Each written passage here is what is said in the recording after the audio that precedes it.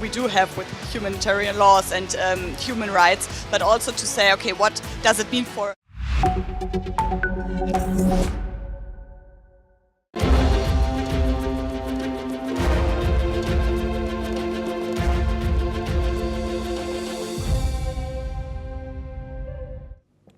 Hello and welcome. I'm Thomas Porteous and you're watching the Africa Brief on NewsX World. Let's take a look at some of the top stories of the hour.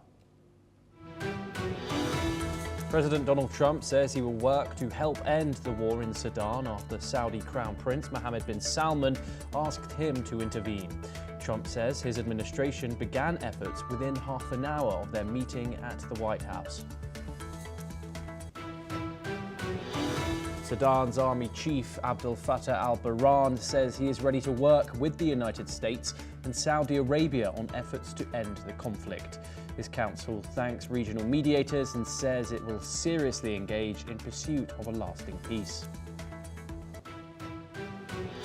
South Africa deploys more than 3,500 police officers and places the army on standby ahead of expected protests at this weekend's G20 summit in Johannesburg.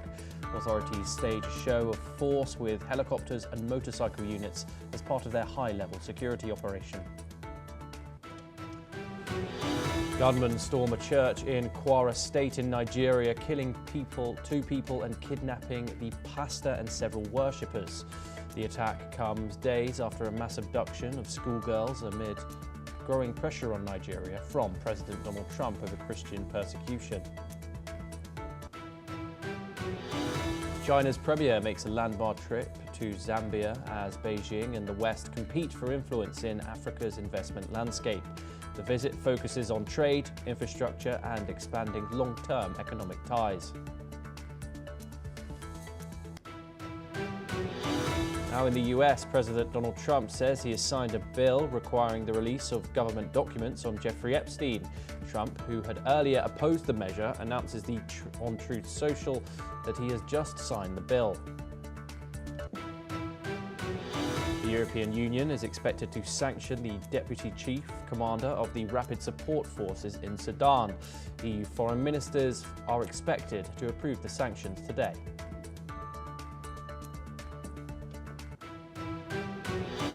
Now, our top story of the day. President Donald Trump says he has signed a bill requiring his administration to release government-held documents related to the late convicted sex offender Jeffrey Epstein. Trump, who had initially opposed the measure, reversed course as the legislation gained momentum in Congress. He announced the signing on his Truth Social platform, declaring he had just signed the bill to release the Epstein files. The move follows comments from US Attorney General Pam Bondi, who vowed maximum transparency after both chambers of Congress, now under Republican control, voted to mandate the release. Bondi confirmed the Justice Department will publish its Epstein-related materials within 30 days, as the law requires. The release is expected to shed new light on Epstein's activities before and after his 2008 conviction. Joining us now is Shruti Dasgupta. She is an international affairs expert and she joins us live from New Delhi. Shruti, thank you very much for joining us here on the program. Shruti, Trump has forced now the full release of the Epstein files, a complete U-turn to his previous stance and cause of much controversy. What does this tell you about the political calculation behind such a move and why now? Well, we've discussed this, I think, in our last conversation, Thomas, where I said that there is a clause to it where it says until and unless a particular information of the Epstein files is going to hinder an ongoing investigation, in that case, the Department of Justice under Pam Bondi can withhold that particular section of the files as legally, bindingly, or legally hold back from the public scrutiny.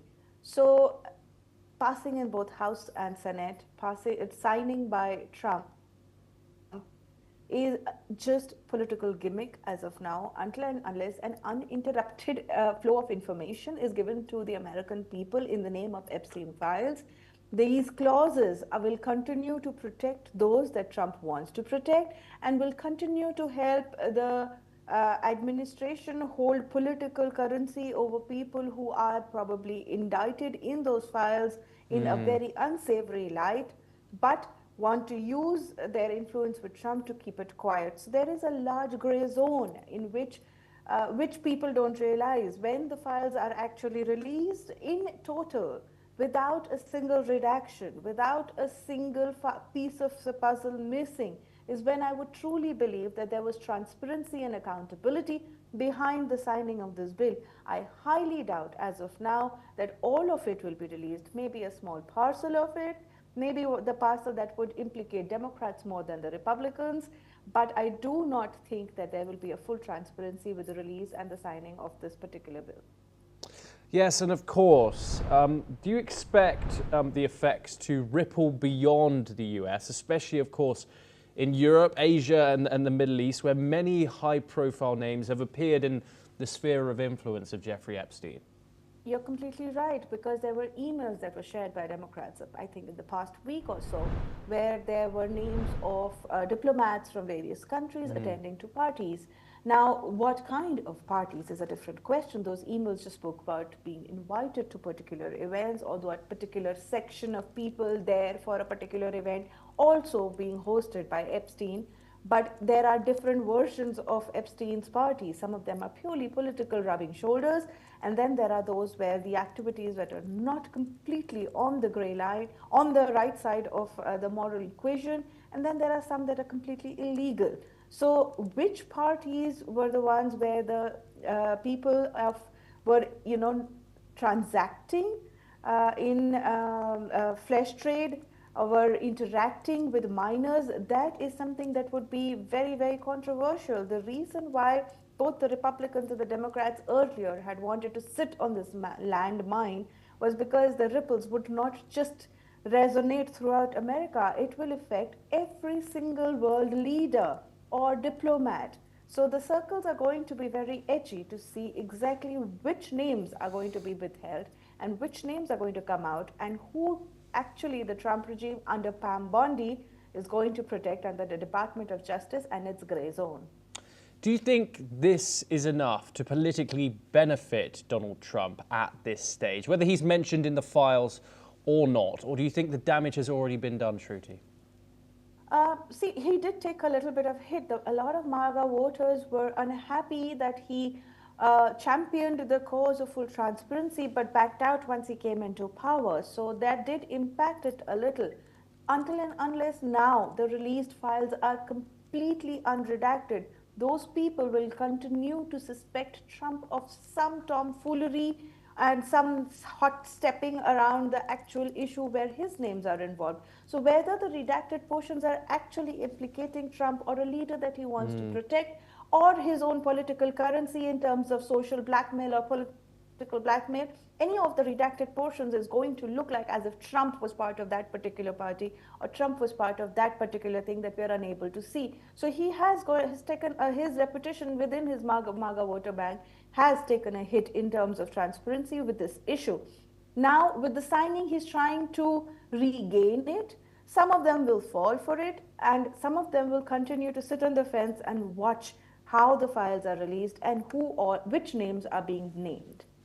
Yes, Shruti, do stay with us as we have further updates. But of course, moving over to the African region next, and activists have illuminated Johannesburg's skyline with projections demanding urgent reforms to address the global debt crisis and calls for climate accountability as G20 leaders are set to gather for the first summit on African soil. Sedokethlane Famodi, the director of the New Economy Hub, has criticised current global lending systems, saying that African nations now spend more on debt servicing than on public health care, with 25 allocating more to the debt than education. Let's take a listen in. We are here tonight to project this message to the G20 leaders and their retinues who have come from all over the world to really bring a focus to the debt crisis that is facing the majority world and especially African countries. African countries are really good payers. They are really consistent in paying their debts to the extent that they deny their people, their nations, the basics of life in order to be able to service their debt costs.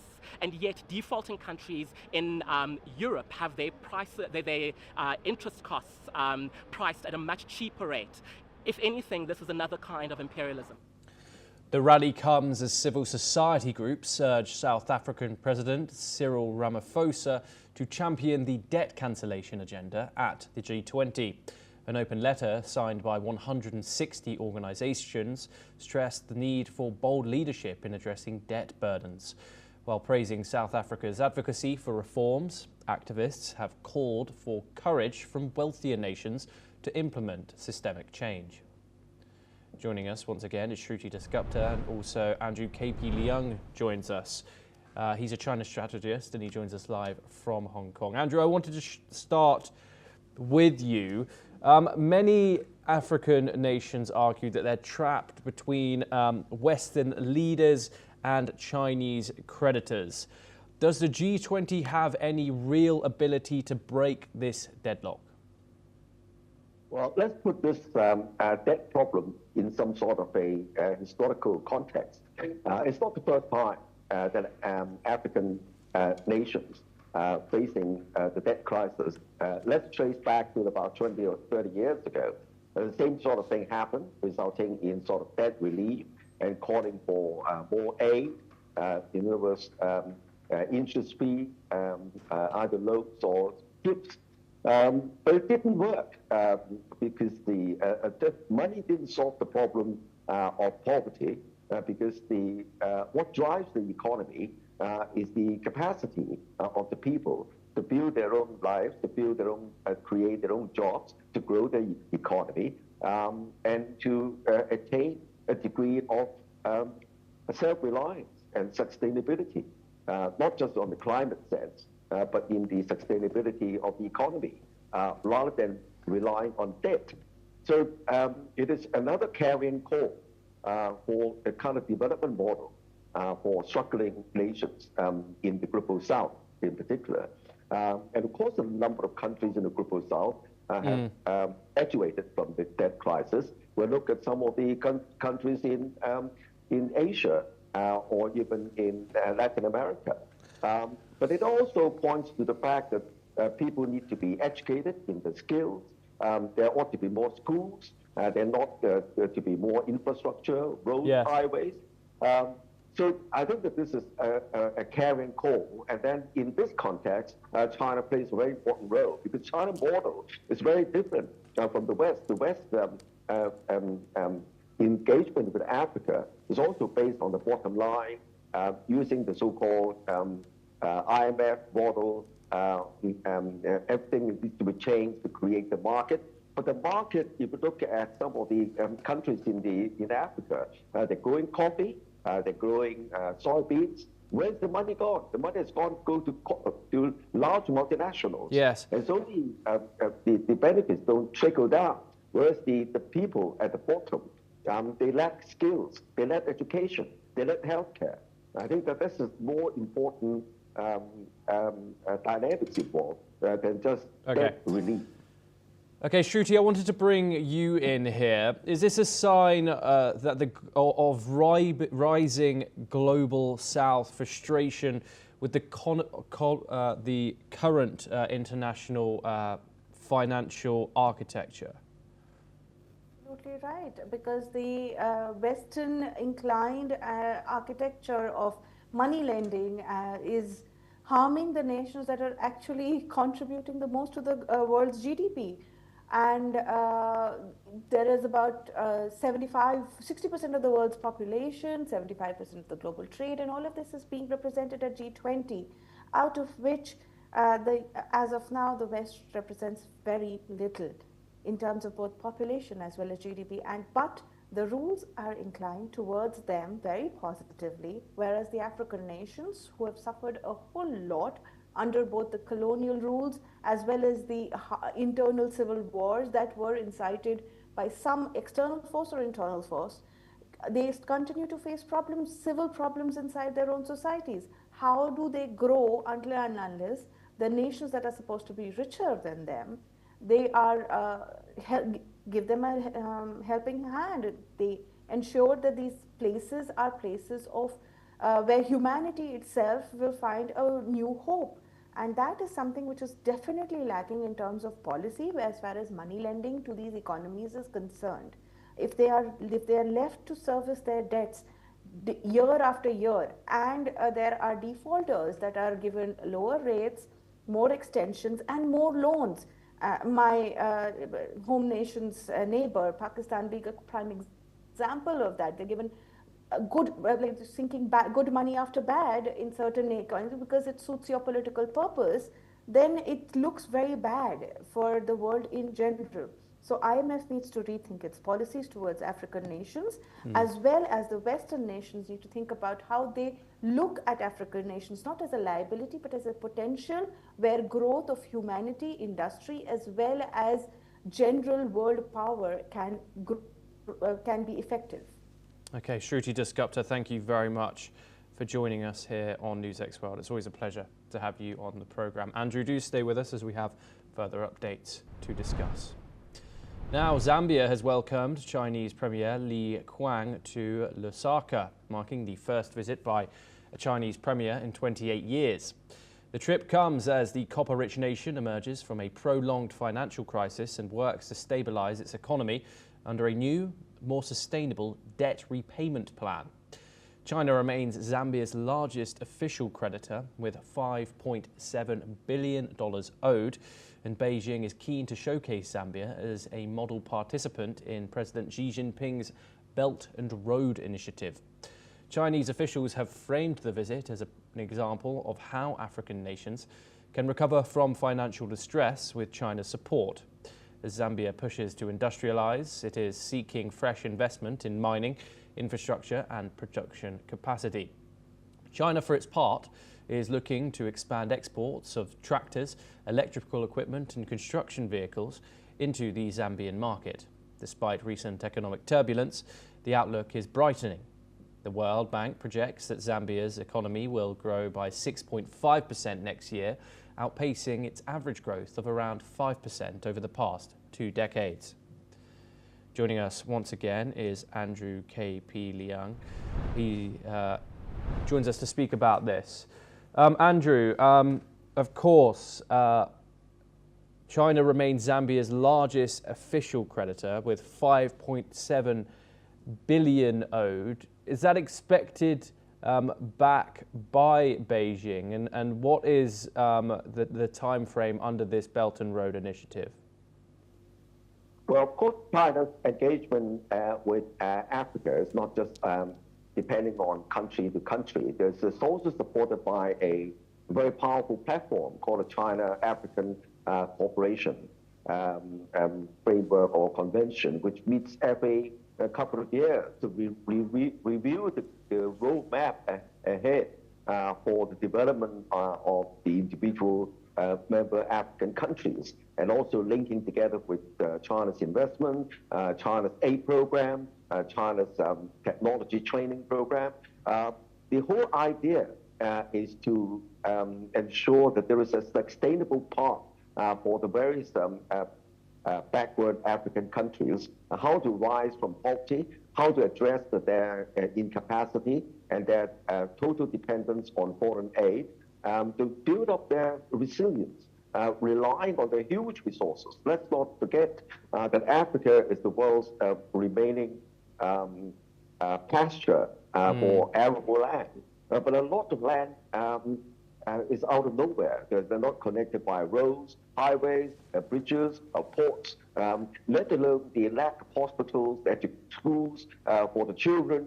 So, and all this lack of capacity of infrastructure, of connectivity with the outside world translates into a downward spiral towards poverty and dependence. I think that these challenges China has been grasping, together with the older models, some of blowback against China's engagement in terms of lack of transparency in some of the projects, the lack of attention to the local environment, the lack of involvement with the local stakeholders. So I think the Modern Belt and Road Initiative has now been revised and rejigged to focus on more smaller projects, focusing on the ecology, focusing on sustainability, including debt sustainability. Because a lot of debt in the past was given to just to the demands of the local governments without realizing, without analyzing in depth how sustainable these debts are, rather than just jack up the debt numbers. So I think that it's not just debt, it's the sustainability, it's capacity building, and also you could throw in the ecology, climate change. A lot of the poor countries, they struggle to cope with the ravages of more acute weather conditions, more drought, and then they don't have the money to build the capacity. And then that also impact on their development trajectory. So all these problems are going to be addressed in the forum in Africa. Yes, Andrew K.P. Leung, thank you very much for joining us here on NewsX World. Always a pleasure to get your insight. We now move on, and Germany has formally returned a collection of 12 cultural artefacts to Ethiopia, marking a significant step in ongoing global efforts to repatriate African heritage. The ceremony, held at Addis Ababa University's Ras Mekonnen Hall, brought together Ethiopian officials, diplomats and scholars. The items, among them shields, crowns and traditional paintings, were originally brought to Germany in the 1920s by diplomat Fritz Weiss. His grandson, Professor Raymond Weiss, personally handed the collection over to Dr. Johann Egede's Institute of Ethiopian Studies. The German embassy coordinated the return alongside the institute, calling it an important gesture of cultural partnership. The move comes as museums and governments worldwide face increasing pressure to return artefacts taken during colonial-era missions. An accompanying exhibition, more than 50 photographs from the Weiss family archive, is set to open at the Goethe Institute, offering rare glimpses into the Ethiopia of the 1920s. Now we move on, and Nigerian security armed forces are still searching for 24 schoolgirls abducted by unidentified armed men from a secondary school in the northwestern town of Maga in Kebbi State. Authorities have said that one of the girls managed to escape, but the school's vice principal was killed. Meanwhile, in a separate attack on a church in western Nigeria, gunmen killed 2 people during a service that was recorded and broadcasted online. Both the church attack and girls' abduction come after US President Donald Trump earlier this month threatened military action over what he described as the killing of Nigeria's Christians, a narrative rejected by the Nigerian government. And that's a wrap on the Africa Brief. Keep watching NewsX World for more international updates.